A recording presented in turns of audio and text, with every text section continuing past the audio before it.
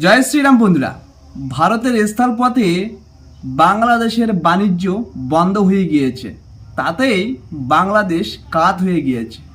বাংলাদেশের অর্থনীতি যেভাবে নেমে গিয়েছে মাত্র কটা দিনে, তাতে করে বাংলাদেশ হাড়ে হাড়ে টের পেয়ে গেছে।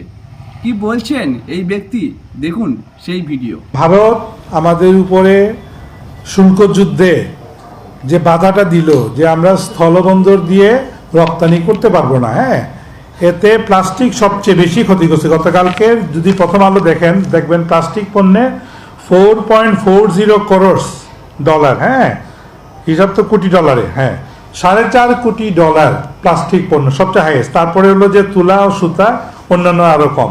আমরা সবচেয়ে বেশি ক্ষতিগ্রস্ত হয়েছি। আমরা আসলে আতঙ্কিত এবং আশান্বিত।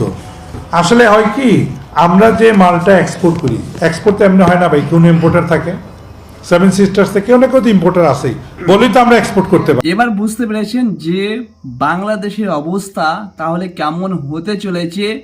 পাকিস্তান যেমন ভিক্ষা করে, ঠিক তেমনই বাংলাদেশ কিন্তু ভিক্ষা করতে চলেছে। কারণ ভারত যদি সম্পূর্ণভাবে বাংলাদেশকে বয়কট করে ফেলে, বাংলাদেশকে কিন্তু আর কেউ সাহায্য করতে পারবে না।